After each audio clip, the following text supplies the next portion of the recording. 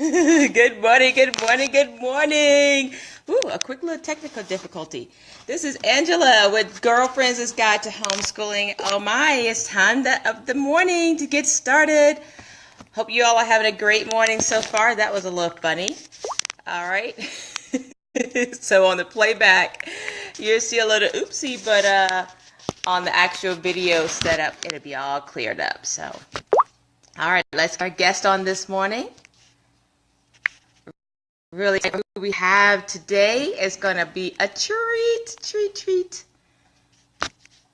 All righty, all set.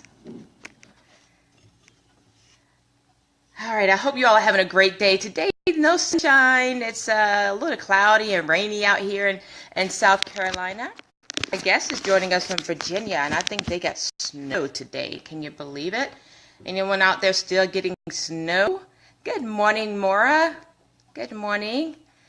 So yeah, Virginia has snow, so our guest is trapped in her home in the snow, and so we're going to wait for her to get on. It's a great day for a great interview with another homeschooling family out of the diaspora, part of the diaspora, in Virginia, in Richmond, Virginia. I think that's to be precise. So we're going to give her a minute to get on here and figure it all out, and we'll get going. Let's get things set here. Make sure we're coming on live. And there she is, and we are on live. All right, very good.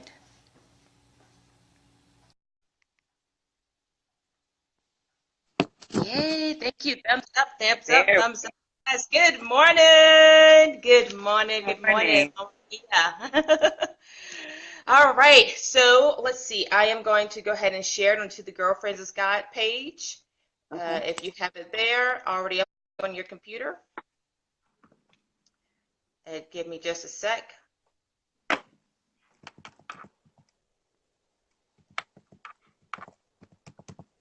Okay, it's shared. So it should be up there. Then you can share it to your personal page and any other group pages you'd like to put it in. Let me know when you've done that, and we'll get started. Good morning, Ebony. Good morning. You all come on in. Let us know where you are viewing us from. Be sure to hit the share button and get this out so our other homeschooling families can see this amazing interview. I'm looking forward to it and get to know Mama Adia a little bit more.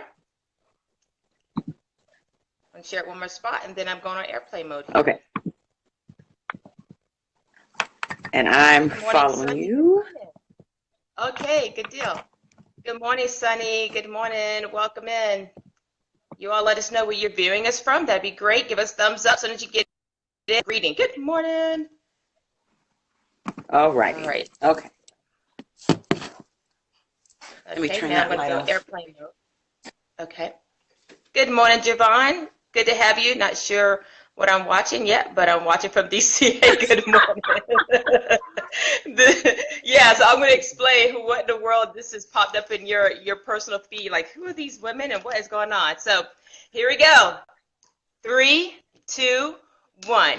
Girlfriends' Guide to Homeschooling. I am turned up for today's interview this morning. We have a special guest out of Virginia, and I cannot wait. Highly recommended by my beloved brother and sister-in-law, so I cannot wait for this interview. Good morning from Shelby, North Carolina.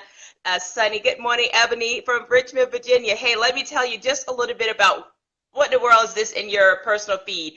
So I'm Angela Jordan Perry. I am the host of an online program. It's called Girlfriends' Guide to Homeschooling.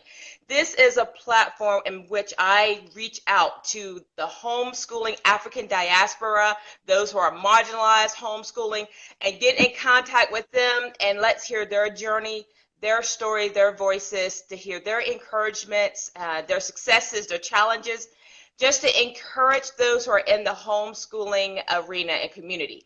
If by chance you're not in the homeschooling community and you're considering it, this is what this platform is for too. So you can see hashtag we homeschool too, and we're doing it well, and our kids are succeeding. and we're alive, and we don't have them hidden up in an attic or somewhere all day, and they're just not learning. So this is what this platform is for. So just to tell you a little bit about myself, I am a homeschooling mom of 8 children, 3 of which we've graduated through all the way through homeschool, and now one is in college, one went to the military, one he's back now, but one is her own right in entrepreneurship. So we have 5 more to go to homeschool. 18 years of homeschooling now, married to one man for 26 years. We are small farmers up here in the, northwest part of the state of South Carolina. So my purpose-driven life is to make a positive impact on thousands of homeschoolers worldwide. And this, in part, is how I do it, right here on Girlfriends' Guide to Homeschooling.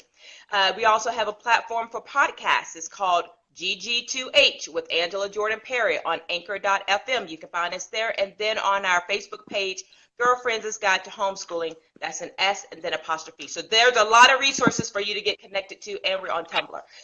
But enough about me.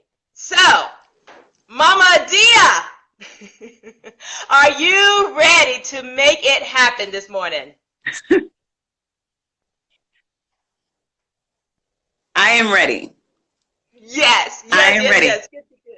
All right. And maybe it's Oh no, I'm trying to get rid of these reactions so I can see your face. It told me what to do.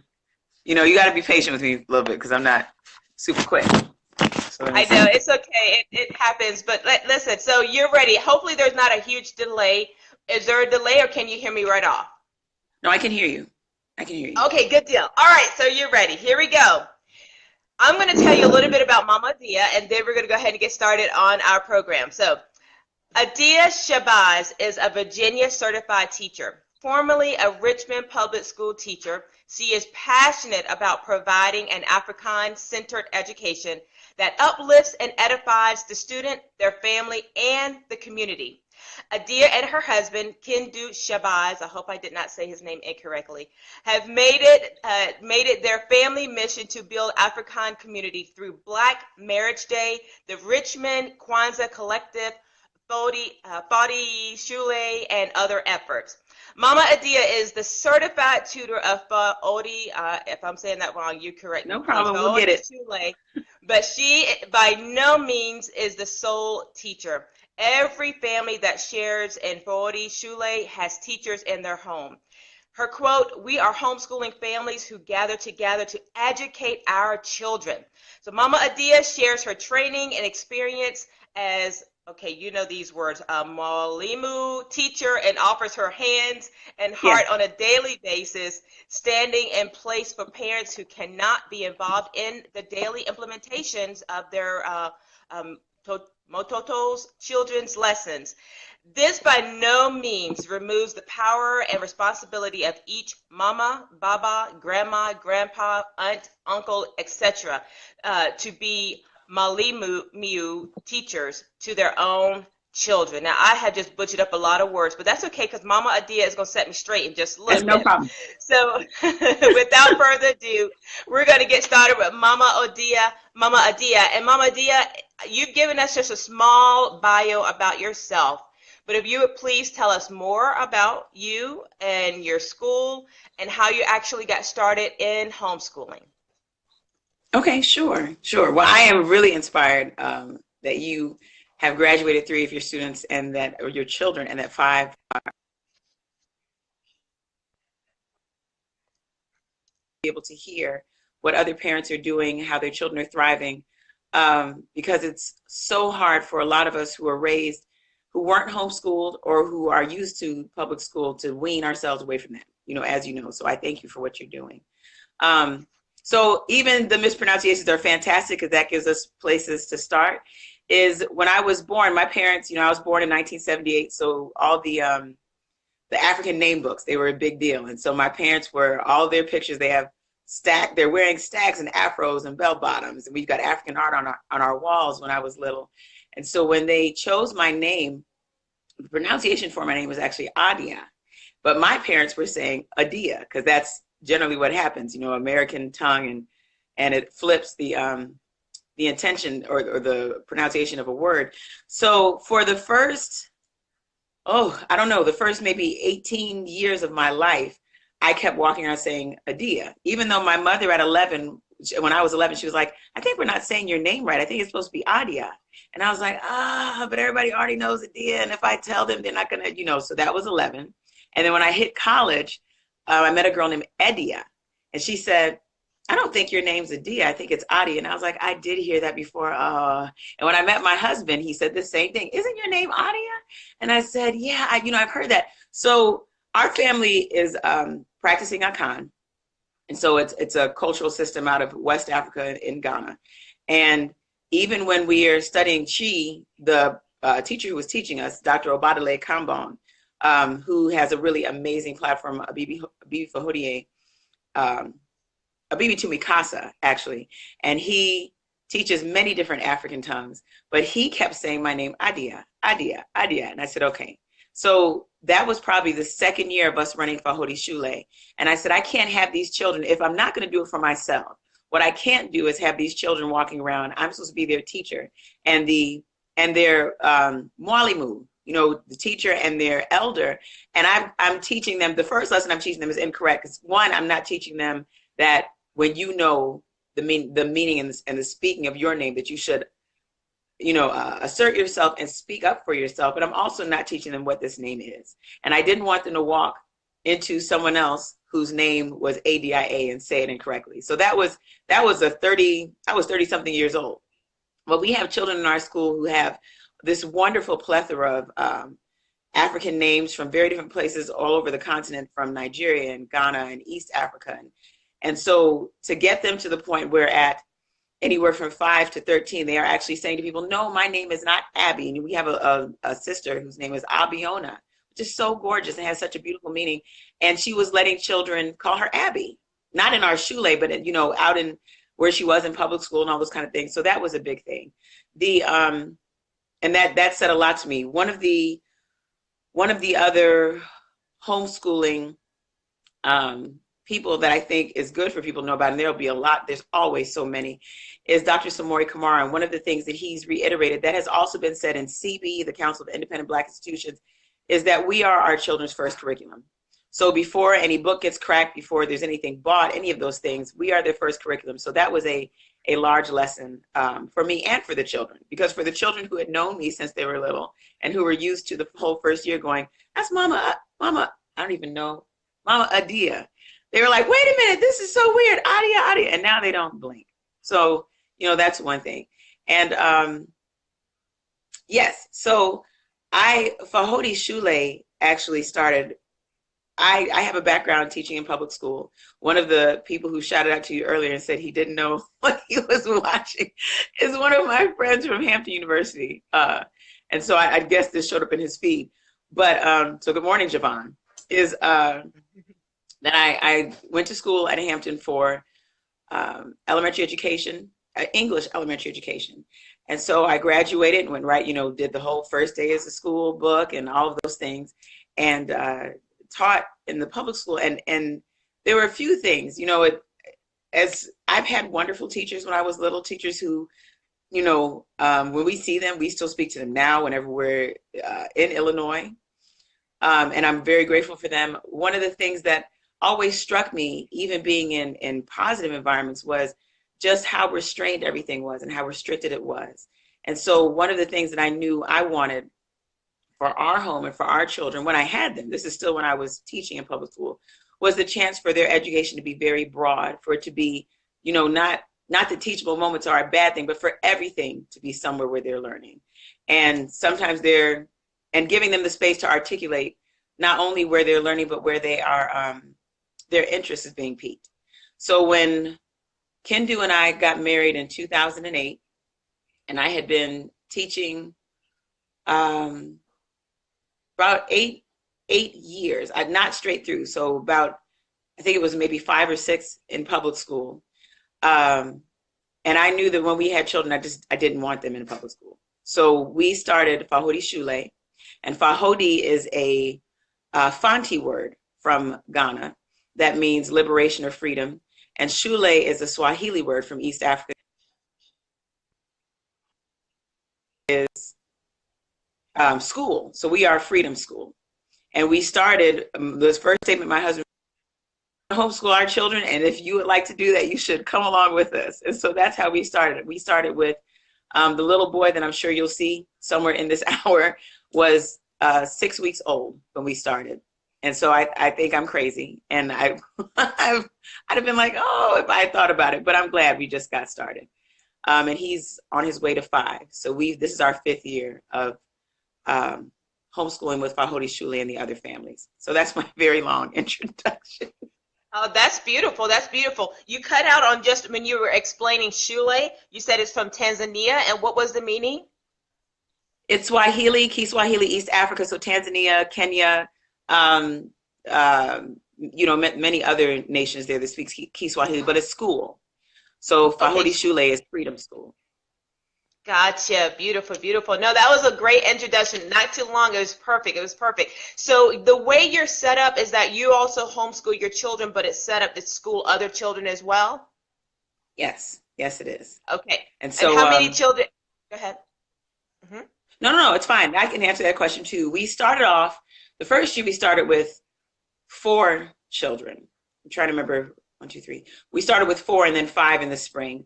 So I had my brand new baby, who I was not counting. He was wrapped in my chest most of the time or laying in a pack and play. And then the 2-year-old baby who was to having a little brother. So there were times she was showing out. And a 4-year-old. And they are now 9, 7, and approaching. And then we had other children from the community, 2 little boys from the community. And then in that spring of that year, who started. So, but it has changed as the years gone on. Like the following year, I think we had 10 children.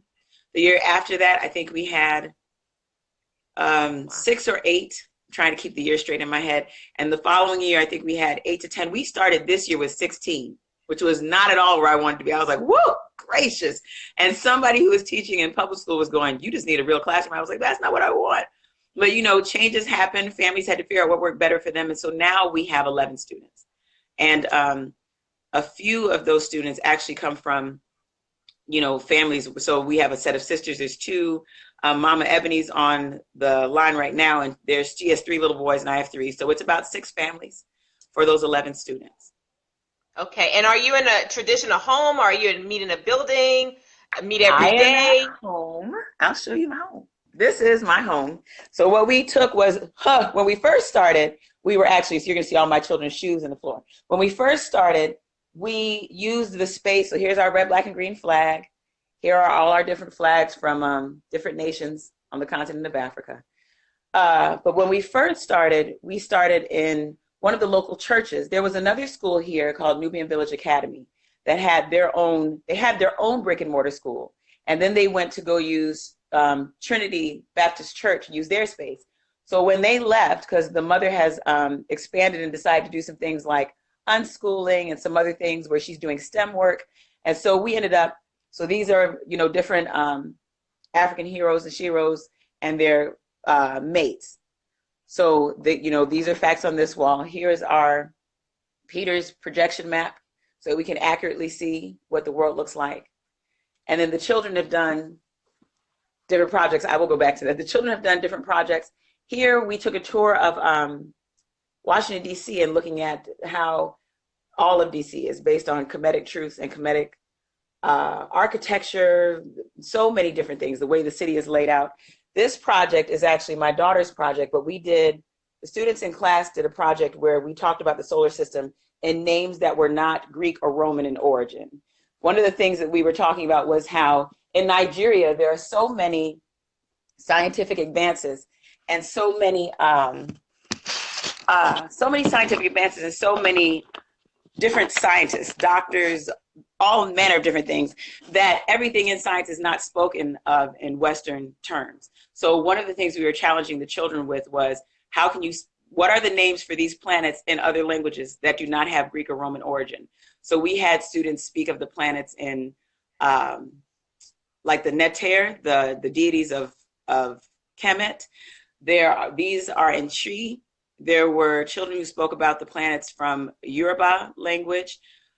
We had a child who was here who spoke of them in oh, I don't want to say from Ethiopia, but I've just lost the language that I wanted to say to you. So forgive me, it'll come back.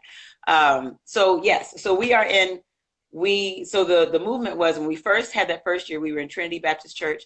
And then one of the fathers said, well, why don't you all move into the duplex that I own with my brother? So we moved in there. And then the following year, we moved to the house that we were in up the road, and it was tight. So the whole house became the Shule. So when we came downstairs at night, there was nowhere to sit down and watch TV. There was no family room. Our dinner table became the little short table that's in the hallway over there. So my husband and I are sitting there with our knees on two large chests eating dinner. And then eventually we moved into this house. So what is our living room and dining room is actually the Shule. One room is generally where they have their morning meetings, or we pull out another table when we need it. And then in the room, in this space right behind me, is where our older children generally handle their work. Beautiful. Wow, that is amazing. So that is just amazing. That's amazing setup. A school, homeschool, but do they meet every day? Do you all meet every day for your schooling? So that is good too. That's wonderful. So one of the other people that I wanted to make sure you got a chance to hear about is Monica Yutzi and the Sankofa Homeschool Co-op in Maryland, DC, the DMV area. And so that was when we looked at how we wanted to homeschool, and still looking to grow. When we looked at how we wanted to homeschool and to share the journey with other families, that is a really dynamic homeschool cooperative that meets on Fridays generally. But the parents are so close knit. They are all full-time homeschooling families who on Fridays, they will propose different classes and set up almost like it's not college, but that's the best thing I can think of, because you have course options for different ages, and they will go in and take these classes together. So that was, one day we looked at that, and then we thought about the fact that a few of our parents are full-time working, so they can't be home with their children all the time. So when we first started, and up until probably last year, when we first started, we were running every day from 8:30 in the morning until 6 o'clock at night. And which is crazy, because it's really, it's our home and me that's generally doing that. So it would be crazy. I would say we'd finish at 6, even if we had Mama Indy, Baba Kujo's wife, your sister-in-law, she was working one of the years here. Mm-hmm. And even with that, it means she has to hustle to get her children taken care of and get over here. And we are not close to where she was. And then getting the day to end at 6, if we're fortunate, 6:30, sometimes 6:45, and then trying to get the children fed, and then, just wrapping right back around to the next day. And one of the things that I never want is for my children to resent homeschooling. I don't want them to ever feel like we were not available to them, or that we were so busy sharing love with everyone else that they lost. So it's a whole lot of names I'm going to say, but the Council of Independent Black Institutions is an organization that has been in effect since the 70s. And Baya Kemet will kill me that I'm not saying the exact year, but there are elders of ours, grandparents who have been involved in CB, and CB supports independent Black institutions. And as cycles come around, and now people are moving back into homeschooling, especially for families of African descent, moving back into homeschooling, CB has embraced many different homeschool cooperatives. And when we were first deciding to do Fahodi Shule, we were listening to different elders of CB, different age mates who were in CB. The Egun Omode of the Garvey School out of New Jersey, which is run by the Kemets, by Makita and Baya Kemet. The Ijoba, Egbe Ijoba and their Shule, which is in Philadelphia with the Olayinka family. And so one of the things that we are learning is what one of the mamas in our Shule said to me, is that you can't pour from an empty cup. And so since our aim was, the reason we started this was to homeschool our children, was to make sure that what we did served that primary need, that it served the wholeness and health of our family without detraction. So those days of 8:30 to 6 o'clock are gone. We are not doing those. Okay. That's meeting. That's a long day. Oh, it's bananas. And yeah. And even that first year, I think with 4 children, I was writing individual lesson plans for each of those 4 children. And I would drag Wasir with me, nursing and everything, make him nap. This is when we were in Barbara Troy's apartment. And I would take him with me and sit in there and for 4 hours every Sunday write lesson plans. And so some really wonderful changes have happened. Even in de-schooling, a lot of my planning has had to be de-schooling. So that was when we moved to the parents in Fahodi Shule write the lesson plans for language arts and math for 2 reasons. One thing is to make sure that parents are really invested and involved in their children's education. We don't want stop, drop, and roll parents. We want parents who are really invested in, this is our education. This is not just my child. There you go, take them, they'll be good. So having to write lesson plans means that you do have to be invested. You have to, and you have to be involved in your child's education in the way that homeschooling parents relish. And the second thing was, those are the things that at least for us, lend themselves a lot to the children's interest and what they like. And it gives parents a chance to be like, oh, well, last week we were at the grocery store, they wanted to buy whatever it was, and they weren't sure how to round up to do this. You're doing that next week. Or we went to go see Black Panther, and now they're really interested in all these different cultures we saw. We're working on that this week. So having that opportunity, and then, releasing me to make sure that I could write lesson plans for my children was really helpful. The other thing that we learned in talking with other families and other African-centered homeschoolers was that the Olayinkas said to us that we reserve the right to evolve. That's one of the things that they've shared with their families. We reserve the right to evolve.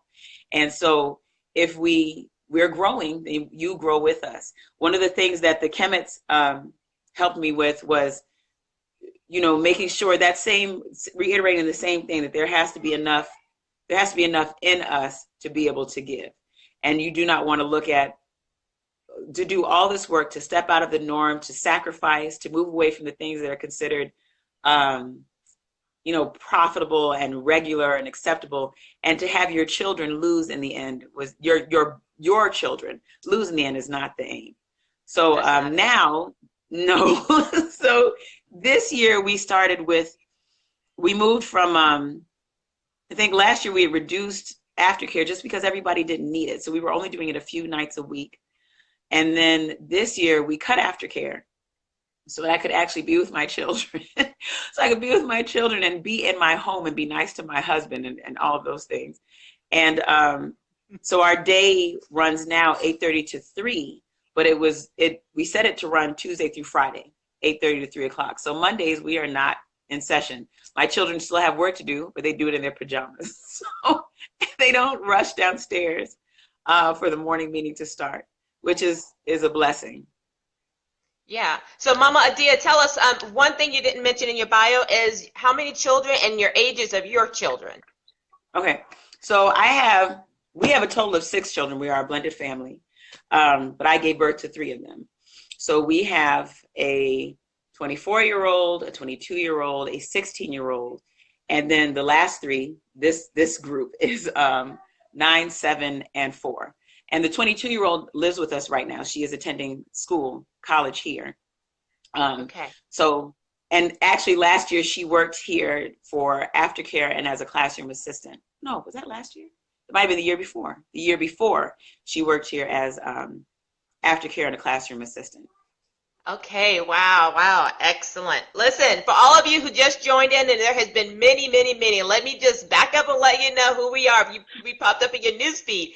I'm Angela Jordan Perry, and I'm the host of an online program. It's called Girlfriends' Guide to Homeschooling, and you are watching our interview with Mama Adia out of Virginia, I guess in Richmond. Is that where you are, Mama Adia? Yes. Yes, out of Richmond area. And so on this platform, we talk to the homeschooling African diaspora, anywhere all over the world who are homeschooling and doing well, or maybe not necessarily well, but they're homeschooling. And so this is a place where they can get encouragement, insights, revelations, new ideas, some, just opportunity to pick the brains of those who are doing the homeschooling right now, who are in the thick of it. So we're going to dive in a little bit deeper, Mama Adia, to get some questions answered from you. So I know, you said your background was schooling, and I have talked to, education, formal education. I've talked to so many homeschooling moms who've had that degree, and they all have said stepping into homeschooling with that degree it didn't help them. If anything, it hindered them in some ways because they stayed in this public school mode and mindset and thinking. So tell me, for you, and I mean, you actually kind of went from a public school into somewhat of a school idea. Did your degree, when you first got started schooling, how was that with your prior knowledge and stepping into now this homeschooling arena? I think one of the things, so the scheduling that first year, that was hindered by public school. Like even to read and to hear about the fact that, and to know, you sit in the classroom, that whole day is not about education. First, you have to get the children in, you got to give them for breakfast, you got to do whatever preliminary administrative stuff has to happen. If you're lucky to get 45 minutes to an hour and a half of instruction, and then nobody works that way. Like, children's attention spans are one thing. Technology has made our attention spans that much shorter. And then for adults, like, I know my attention span doesn't run that way. I don't want to sit and listen to something for two hours. And, I noticed I have a tendency to doodle. Like, once my brain has just checked out, I'll doodle until I can get it back. So I'm sitting there thinking, before we started, I was like, well, so, I'm okay with hours being different. And, and I've heard that before. And I've heard people say to me, oh, that's going to be hard because, you were in public school. One of the things that I think, and that's not to say that I haven't had to adjust and that I haven't had to, unlearn things or untrain myself, but we have the blessing of families around us who have been homeschooling. One of the mamas in our shule has homeschooled her children from birth, and now she's got one in college and another one on his way.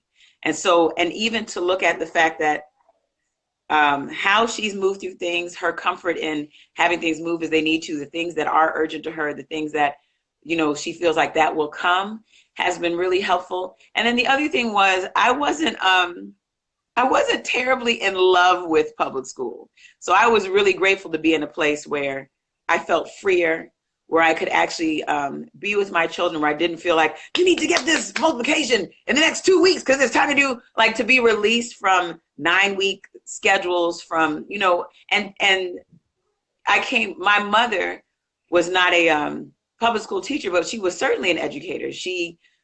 We learned to read well before school, well before any preschool because of her. And she would do things like go down the road and what's that? What are the letters in that sign? What is the name of this business? Those kind of things. And so that stepping away from public school gave me a chance to connect to those kind of things that I was already given. My mother ran we were Jubilee singers in the church that I grew up in from Fisk University. She ran our choir, which also ended up being our youth group. So our home was always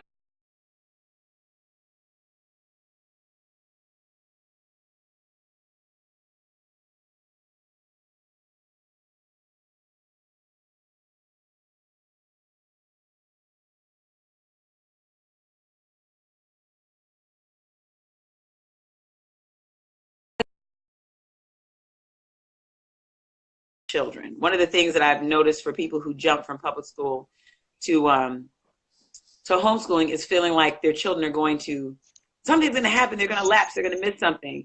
But being involved with children in school, in church, in so many different things, I didn't have that apprehension. And our children, the very same thing that my mother had given, my husband and I were giving to our children before we developed Fahodi Shule. So I don't know, does that answer the question? Yes, you pretty much said that you were, I guess, not married to the public school system and the way it, worked. So yeah, and so it didn't really hinder you when you started your own school. You had an idea of what you wanted to look like and how that was going to flow, some schedule adjustments you needed. And like Ebony says, she says it's a learning process for new parents, mainly because we must unprogram ourselves. Yeah, for us. So I didn't know if, I always like to ask that question of those who are educators, prior educators. Do you have to reprogram your brain to get into this, what you want to be educating your children and schooling your children in, and how that will look? So, yeah, I guess you did. So it was not a hard adjustment to cross over to this homeschooling sphere. No, the hardest thing wasn't the children, it's the parents. When I started teaching in 2000, they were on this push to prove that teachers were professional. So it was like, even though all of us love Miss Frizzle, they wanted to make sure that was not the perception of us. So it was like, make sure that you're wearing your business attire, and make sure that, they wanted us to be very accountable, but children aren't machines. So they would, there were always a whole lot of things, which, is still happening in the public school system and private school and charter, to make sure that everything could be measured. Let's make sure your lesson plans are out in the morning. And if I walk into your room at 9:15 and open those lesson plans, I ought to be able to see where you are, those kind of things. And I remember doing some progress reports one time, my first year teaching. And I put down whatever I put down it might have been my report cards. It's what the children earned, but because I hadn't put something on the progress reports, they made me change the report cards.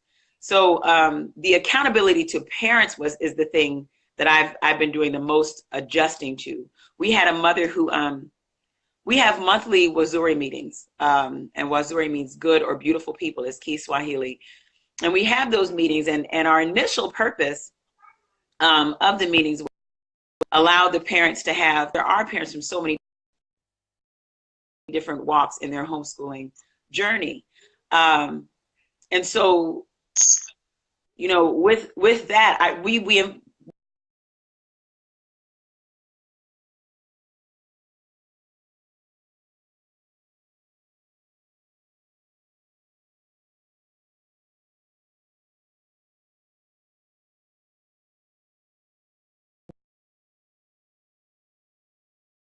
the standards of learning and what's comparable. And, so basically, so if I put my child in here in second grade and I yank them the next year, are they ready to go to fourth grade? Are they coming in second and I pull them, are they now ready to go on to whatever the next grade would have been? And I had finally gotten to the point where I was like, I'm in this to educate for life. So I'm not looking to plug into, okay, this is third grade. We're supposed to be learning about Mali. We're supposed to be learning about this. We're supposed to be learning about this. And then move on, because sometimes we are, more often than not, we're ahead of where the public schools are when it comes to many of the mathematic and literary terms. But when it comes to things in social studies, or our story is how many of us speak to it, and science, those things are continual. They are always happening. They are relating to each other, in and out of each other. So in places like that, where I wouldn't be able to say to her, yes, you're going to receive this, you'll be able to mark down everything that your child's done from September to May, and you'll be able to take that and go to the public school and say, see, all the second grade standards my child has hit. So those kind of things I really did have to, and still now have to fight against, because I'm good with that for my children, but then trying to make sure that other families are okay with a very holistic, fluid way of learning that is connected to everything that to me is far superior than check boxes and lists and standards. That is something that took more work than everything else. Sure. Yeah. That's like an unschooling approach. I mean, because you're not following that something. You're saying we're going to learn like that terminology you just use holistically, and that's the beauty of homeschooling. I mean, your kids will walk away with a far more broader education than if you stayed, box by box by box. So yeah, I get it. It's beautiful. That's beautiful. All right. So just to shift gears a little bit, Mama Adia, let me ask you this. My mantra is that no one gets to take it to perfect. No one. It doesn't matter who you are or whatever. We don't get to take it to perfect. Can you hear me well? No, you're going in and out right now. Can you repeat that? Okay. Yeah, a ticket to perfect. No one gets a ticket to perfect. Yeah. Right. So take us to your hardest day of this homeschooling in your shule, or even just personal. Take us to that hardest day, the day that you thought, I'm going to quit. I cannot do this. I'm over it. I'm done. But you didn't quit. You didn't quit. And that's in this amazing Shule now, Fahodi Shule. Tell us about that day. Gosh, I mean, it's not one day, but anytime where it feels like, the aim is for it to be a collective effort. So anytime that it feels like I'm doing a circus act, where, the children aren't rested, or I feel like they're caged because we have committed ourselves to this schedule. We have committed ourselves to be available, and people's schedules are different. So there have been days where we've been sitting in here and I'm going, okay, I don't see your classmates. And my intention is to be like, okay, if nobody's coming, we're going to the library. We're going to the museum. We're going to the such and such. So the blessing of being home with my children and sharing it with other children is also the responsibility of being available for other people. And our schedule is sometimes, altered in that way. We are also very busy in the community. So days that we have just come off of doing something in the community, and then we need to be ready at 8:30 to start the Shule, and it just feels like, grasping at straws and spinning plates. I want to quit. Of course I do. Like, I'm tired. I go, you all don't have to. I think someone's sending me a text message. You all don't have to be down here in the morning meeting. You could be in your pajamas. We will eat lunch when we feel like it, and we'll go run and go to the park. So those days when all of those different responsibilities feel like they are just collapsing on top of each other, and it feels like you cannot breathe, those are the days that I want to be like, you know what, we could do this another way. So Gotcha. So conversely, take us to your day where most successful day where you have said, or even it's brought you to tears. This is why we do what we do. This right here. This is what it's all about. Take us to that day, Mama Adia. It's a couple different things. We have children in our Shule that, I knew some of these babies when they were still in utero. Like I remember looking at one of our students when his mother was dancing at our community Kwanzaa, and big, she's a little bitty lady, this big old baby on her belly. So some of the things that are touching me like that is when we really do have everybody contributing to the education of everybody else. I know scheduling's hard and it doesn't always work out that way, but when we have learned something, because we do follow curriculum. We are not, we just don't follow the standards in the order and on the timeline that they have. So when we have studied Molefe Asante's classical Africa and African American history books. And so when we go somewhere else and the children are familiar and not familiar, like, oh, I learned that because we had to learn and I can rattle off facts about it. They can rattle off facts, but it's personally connected to them. So we have, we share Kwanzaa. Kwanzaa is like our community assembly, like that's our community. That's when we get to come and share in an artistic form some of the things that we've been learning, and those are always tears. I'm always a mess when they do that. We performed about the necessity for Black businesses in Ujamaa this year. We did a piece called Karma Children. Even when we go somewhere else, because so many of the children in our Shule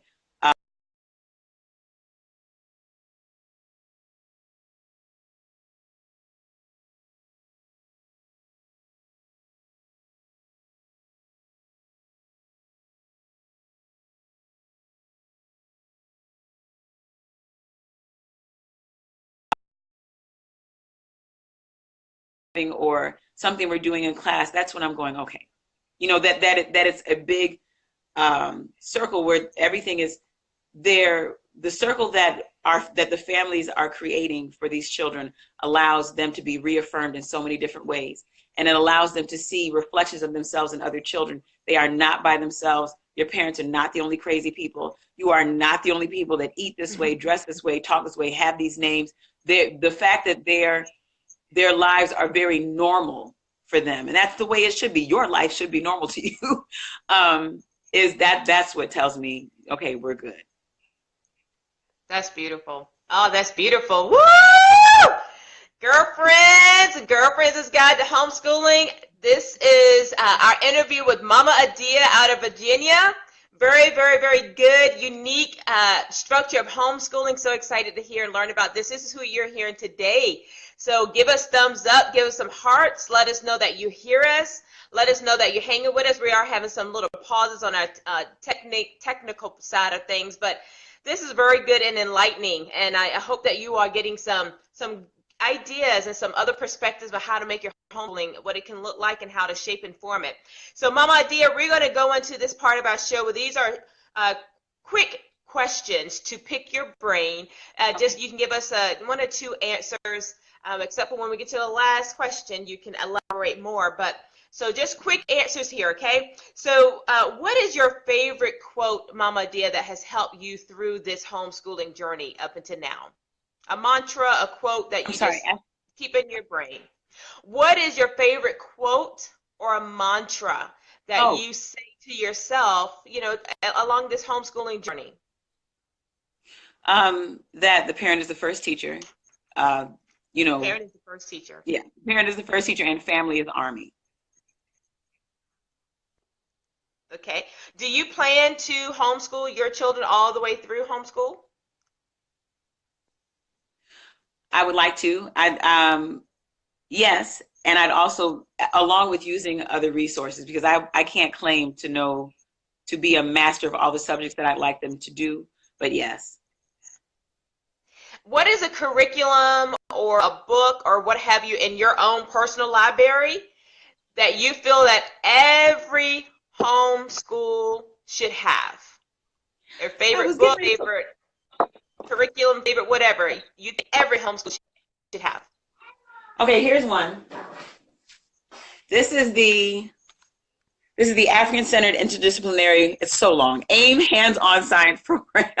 But this is a really amazing curriculum in the way of,